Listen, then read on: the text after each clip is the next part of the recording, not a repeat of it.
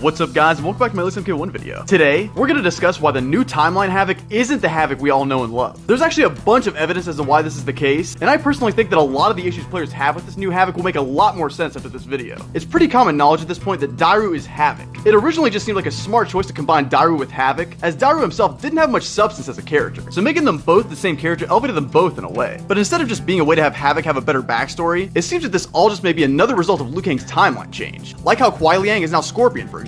But that doesn't really explain how Havik is able to rip his body apart and pull off all of his classic moves. As far as we know, in the story mode, Havik is simply a pawn of Quan Chi that happened to get his face burned. Now yes, he shares similar goals to the classic Havik, but he is nothing like the original at all when it comes to his abilities. In my opinion, I think the inconsistencies may be due to a change of DLC plans during development. It's very likely that there will be a story DLC like Aftermath centered around Havik's timeline, seeing as he was so heavily teased at the end. I definitely think Havik may have been intended to be included in the DLC expansion. He was so insignificant throughout the plot that it just makes little to no sense as to why he was the unlockable character. It would have made much more sense for Ermac or even Quan Chi to be unlockable. That actually would have made a lot of sense, seeing as Quan Chi was an unlockable character in MK9 at the beginning of the previous timeline. This change would also explain the story inconsistencies with Havik's moveset, and who he is as a character in the story mode. Just like Quan Chi and Ermac, his moveset would have likely been pretty basic and unfinished, without all the body part chaos, pun intended. That is until they decided to switch things around and have Havik be unlockable. Titan Havik is the original Havik, so it would have made much more sense to be featured in the expansion as one of the extra characters. That would give good reason for his moveset to be so close to his older appearances, like MK Deception and Armageddon. We'll surely get news that clears all this up fairly soon when the expansion inevitably gets announced, but for now, I think this is a pretty solid theory. What do you guys think? Do you think this theory makes sense? Be sure to let me know why or why not down in the comments below. I'd love to hear it. If you're new to the channel, please subscribe and be sure to like the video if you enjoyed it. I'd really appreciate it. We just recently hit 3,000 subscribers, and I'd love to make it to 4,000 by the end of the year. I hope you all have a good rest of your day, and I'll see you guys soon.